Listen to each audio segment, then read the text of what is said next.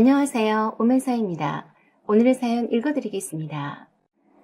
저는 35세 5살 난 아들을 둔 직장맘입니다. 남편은 회사 동료 직원을 소개로 만나서 연애하다 결혼했고요. 그 전에 몇 번의 연애 경험이 있었어요. 남편에게 자세한 건 말해주지 않았기 때문에 잘 모릅니다. 남편을 만나기 전에 결혼까지 약속했던 남자가 있었어요. 어느 주말에 친구를 백화점에서 만나기로 해서 아들을 데리고 백화점 에스컬레이터를 타고 가는 중이었어요. 아들 손을 잡고 한참 가고 있는데 누가 따라오고 있는 줄은 몰랐어요. 드디어 카페에 있는 친구를 만났는데 뒤에 어떤 아줌마가 계속 따라오더라며 아는 사람이냐고 물었어요. 그제서야 뒤를 돌아다 보니 어떤 아줌마가 서 있었는데 깜짝 놀랐습니다. 바로 전 남친의 어머니였어요. 수진이 맞지? 네, 그런데 어쩐 일이세요? 왜 따라온 거냐고 묻는 거였는데 다짜고짜로 네 아들이니? 하고 물었어요.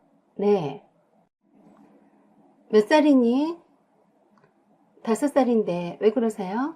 하니까 결혼했다는 소식은 들었다면서 자꾸 제 아들한테 관심을 두는 거였어요. 좋겠다. 쳐다들이니? 네. 좀 불쾌했어요. 오늘은 재수가 없는 날인가 보다 했어요. 전 남친의 어머니를 만나다니 거기에다가 소름 끼치게 내 아들한테 할머니 미소 지으며 쳐다보는 것이 매우 마음에 들지 않더군요. 정말 밥맛 떨어지는 얼굴을 본 터라 기분이 별로 좋지 않아서 똥 씹은 표정으로 있었더니 하는 말이 우습네요. 넌 여전하구나? 하고는 자기 갈 길 가더라고요. 말기알몸 같은 여자, 다시는 보고 싶지 않아서 소금이라도 있으면 뿌려주고 싶었습니다. 전 남친의 어머니, 정말 기억하고 싶지 않을 만큼 표독스러운 아줌마네요. 저 아줌마 때문에 전 남친과 헤어졌습니다. 전 남친이 소탈한 성격이라서 전 남친의 집안이 그렇게도 대단한 줄은 몰랐습니다. 결혼할 여자로서 처음 인사드리러 갈 때서야 대골 같은 집을 보고서 전 남친이 잘 사는 집에 자식이 없구나 싶었죠. 전 남친이 조금이라도 자기 엄마에 대해서 귀뜸이라도 해줬으면 그렇게 제가 상처받고 헤어지지는 않았을 텐데 지금 생각해도 치가 떨립니다. 전 남친은 치대생이었어요. 어느 날 친구가 뜬금없이 치대 연극부 동아리가 학교 강당에서 공연한다는데 구경 가자고 하더라고요. 제가 연극을 간간히 취미삼아 보러 다니거든요. 그리고 안내 팜플릿에 이름 석자를 동그라미 쳐주면서 일전에 저에게 말해주었던 친오빠의 친구인 서봉수란 오빠가 오늘 메인 분의 주인공이라고 말해주었는데 분장을 해서 잘 못 알아보겠더라고요. 연극은 봐줄만 했고요. 사람들도 엄청 많이 온 것 보니 대단해 보였습니다.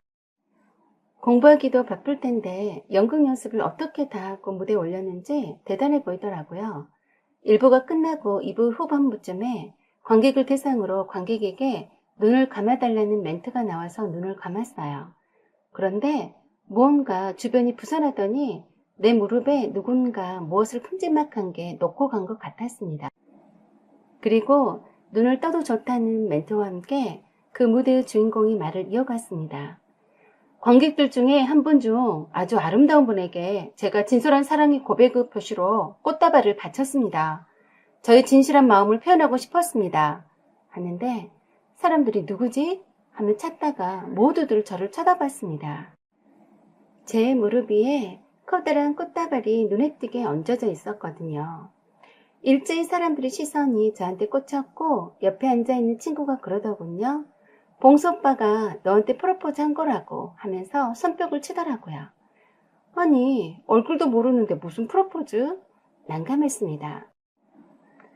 조명 스포트라이트가 잠깐 동안이지만 저를 비춰주었고 당황해하는 저를 보고는 무대의 주인공이 스포트라이트를 끄라고 신호를 보내는 것 같았어요. 그러면서 그녀는 저를 잘 모르고 있고 그저 친구 따라 온 것뿐이라서 매우 당황했을 것이라면서 그러나 자신은 오래전부터 잘 알고 있었고 선뜻 다가가지 못하고 주변에서 맴돌기만 했었다고 했습니다.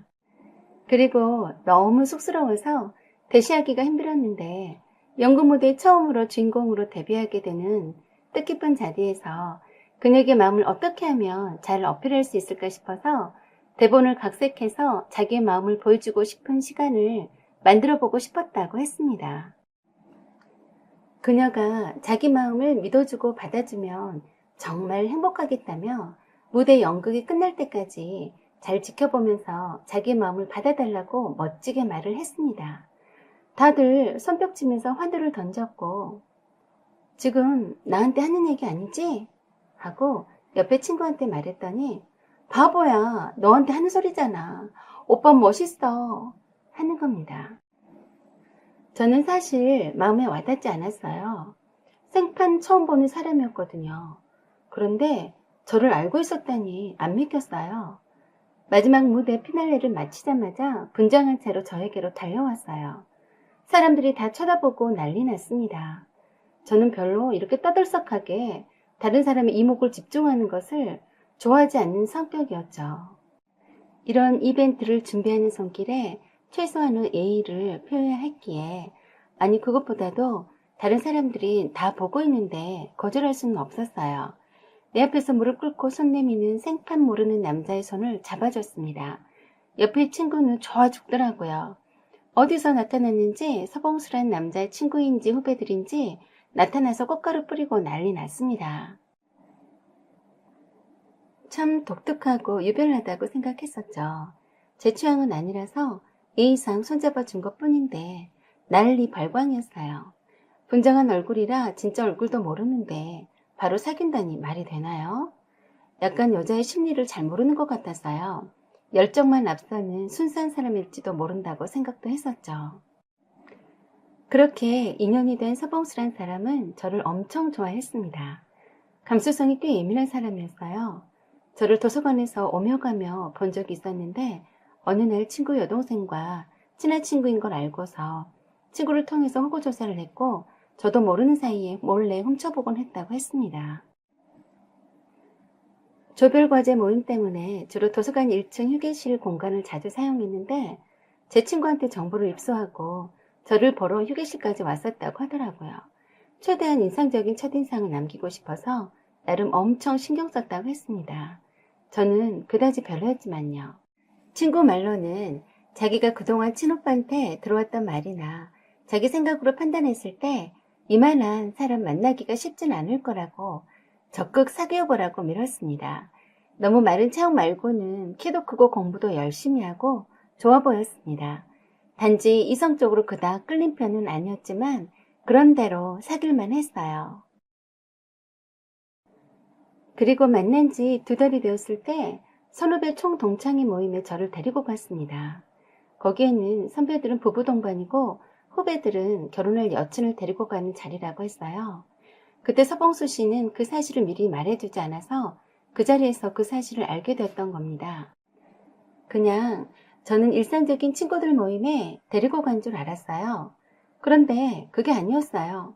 엄청 큰 행사였던 겁니다. 대형 카페홀을 통째로 빌려서 선후배 간 인사하는 자리인데 거기에 참석한 여친들은 모두 다 졸업앨범에도 미래 배우자로서 함께 사진이 오른다고 하더라고요. 결혼할 여친이 없으면 혼자 참석하는 기본 룰이 있다고 했습니다. 겨우 만난 지 2달밖에 안 되었는데 결혼이라니 말도 안 되는 소리였죠. 그런데 선배들에게 저를 차례차례 소개시켜 주었어요. 그리고 막간을 이용해서 또 이벤트를 열더군요. 모든 사람이 이목을 집중시키며 제 앞에서 무릎 꿇고 반지를 들고서 프로포즈를 받아달라는 거였습니다. 모두들 결혼할 여친만 데리고 오는 자리라서 당연히 프로포즈를 받아들일 거라고 여기고 있는데 그 자리에서 프로포즈를 거절한다면 저나 서봉수 씨나 꽤나 웃음꼴이 되겠더라고요. 서봉수 씨는 꽤나 무대 체질인 것 같아서요. 남들 주목받는 거 좋아하고 선후배 사이에서도 튀고 싶어하는 욕망이 있어 보였어요. 친구는 공부도 하기 바쁘고 다른 사람들은 귀찮아서 이벤트나 그딴 거 신경 안 쓰는데 얼마나 대단하냐고 복받은 줄 알라고 하지만 저는 생각이 좀 달랐습니다. 그는 즐기는 것 같아서요. 서봉수 씨만의 스트레스 해소법이고 자기 만족 같아 보였어요. 결론은 프로포즈를 받아주었습니다. 이젠 빼도 박도 못하게 서봉수 씨 졸업 앨범 사진에 올라야 한다고 하더라고요. 그 많은 선후배 앞에서 한 그 프로포즈를 받아줬으니 결혼해야 한다고 했어요. 그리고 그날 집으로 데려다 주면서 서봉수 씨가 진심을 말했어요. 사실 쪽지 시험이다 뭐다 해서 자주 못 만나서 마음이 멀어질까 봐서 늘 불안해서 공부가 집중이 안 된다고 하더군요. 언제라도 금방 날아가 버릴 것만 같아서 힘들다고 하면서 다음 달에 결혼하자고 했어요. 그러면서 장모님께 인사드리러 가고 싶다고 했습니다. 결혼할 땐 아무것도 필요 없다고 하더군요. 몸만 오면 된다고요. 그 말에 조금 감동을 먹었어요. 정말 저를 좋아하는 것 같은 진심이 보였기 때문이었죠. 그 다음날부터 매일 저희 엄마한테 서봉수 씨가 전화했어요. 장모님, 장모님 하면서 인사드리러 가겠다며 좋은 사위 되겠다며 살갑게 전화를 했습니다. 그리고 일주일 후에 저희 집에 인사하러 왔습니다. 저희 엄마에게는 모든 조건이 좋았었죠. 치대생이라면 열쇠고리 몇 개 정도 요구하는 집도 많다던데 그것도 싫다 하고 몸만 데리고 간다고 호언장담하고 예단 예물도 모두 허례이니 생략한다 하고 결혼만 빨리 서두르고 싶다 했거든요. 그렇지만 엄마는 걱정이 태산이셨어요. 결혼은 아직 이른 나이이기도 했지만 혼수를 아무것도 필요 없다 하고 모든 결혼 준비를 알아서 하겠다며 결혼만 허락해달라고 하고 병원 차리는 것도 다른 사람 손 빌리지 않고 살 수 있다고 호언장담했거든요. 친구 말로는 서봉수 씨네 집이 엄청 잘 사는 집이라고 했습니다. 솔직히 집안도 부유하고 치대생이고 저만 좋다고 몸만 오라고 하고 저희 부모님한테도 찰지게 잘하고 흠잡을 데가 없어 보였습니다. 친구는 말로는 서봉수 씨와 결혼하는 것은 대박이라고 했어요. 그런데 그렇게 의리의리하게 잘 사는 집인 줄은 정말 몰랐어요. 저희랑 사는 수준 자체가 달랐습니다. 의리의리한 집에 너무 놀랐어요. 일하는 아줌마도 한두 명이 아닌 것 같아서요. 예비 시어머니 되실 분은 가정주부라고만 했는데 대문을 열어주는 아줌마, 그리고 거실 현관문을 열어주는 아줌마, 그리고 화려한 인테리어에 넓은 거실을 보면서 눈이 휘둥그레졌습니다. 서봉수 씨가 장남이었고 동생 2명이 유학 가 있어서 예비 시부모님이 2분만 기다리고 있었습니다. 서봉수 씨가 자기 어머니가 꽃을 좋아하시니까 꽃만 선물로 해드리면 된다고 해서 꽃다발을 한아름 예쁘게 들고 갔어요. 서봉수 씨 아버지는 학자 타입의 점잖아 보이는 분이셨는데 서봉수 씨 어머니는 아까도 말씀드린 것처럼 얼마나 인상을 쓰고 있던지 표독스러워 보였습니다. 서봉수 씨 아버지가 이런저런 것들을 물으시더니 식사도 하지 않으시고 초면에 미안한데 잠깐 바쁜 일이 있어서 나가봐야겠다고 먼저 일어나셔서 외출하시는 것 같았어요. 예비 시어머니 되실 분도 따라 일어나서 예비 시아버지 따라 잠깐 자리를 비우셨고요. 서빙해주던 아줌마가 식사 먼저 하라고 서봉수 씨 어머니가 말씀하셨다고 했어요. 서봉수 씨가 편하게 밥 먼저 먹자고 해서 그 큰 집에 둘만 앉아서 단촐하게 식사했네요. 식사를 다 끝마칠 때까지 예비 시어머니는 오시지 않으셨고 식사가 끝나자 차 한잔 하자며 내실로 예비 시어머니가 부르신다길래 따라갔어요. 서봉수 씨 어머니는 다짜고짜로 물으셨어요. 어떻게 만나느냐고요. 그래서 솔직히 그대로 말씀드렸습니다. 서봉수 씨가 처음 주인공으로 데뷔한 연극 무대에서 먼저 사귀자고 제안했고 그때부터 사귀었다고요. 그리고 부유한 집인 줄은 알았지만 이렇게 어마어마하게 잘 사는 집인 줄은 오늘 처음 알았다고요. 왠지 분위기가 냉랭해서 조금 불쾌했었거든요. 아들의 결혼할 여친이 인사드리러 왔는데 한 분은 바쁘다는 핑계로 자리를 뜨고 또 한 분은 핑계거리도 없이 초대해놓고 함께 식사도 하지 않는 걸 보면 대놓고 너 마음에 안 들다고 보여주시는 것을 뻔히 알겠더라고요. 이렇게 부담스럽게 잘 사는 집이니 없는 사람들 벌레 보듯 한다더니 그러는 거 아니겠는가 싶었네요. 만난 지 2달 만에 결혼말이 오고 가는 게 정상이냐고 물으셨어요. 사실 저도 당황했었다고 했습니다. 하지만 서봉수 씨가 하도 밀어붙이는 바람에 서두른 거라고 했더니 그건 핑계라고 하면서 치대생에다 부잣집 아들이니 빨리 잡아서 후딱 결혼을 해버릴 작정이 아니었냐며 이 결혼을 허락할 수 없다고 했습니다. 대신에 생활비를 지급해 줄 테니 서봉수 씨와 동거는 해도 좋다고 하시더라고요. 단 피임한다는 조건과 자기 아들이 결혼을 하게 될 때까지만 내연녀로는 허락하겠다고 했어요. 참 희한한 말을 다 듣고선 무척 놀랐습니다. 뜻밖의 말을 듣고서 무슨 말을 해야 할지 모르겠더라고요. 지금 생각해보면 뭐라도 뒤집어 엎어놓고 올 것을 후회가 되었어요. 저는 그렇게 말했습니다. 저는 오늘 아드님 말씀 따라 아드님이 결혼할 여자로서 인사드려 온 것이지 다른 이유는 없습니다. 결혼을 반대하신다는 말씀으로 알아듣고 가보겠습니다. 하고 일어났더니 화를 내시더군요.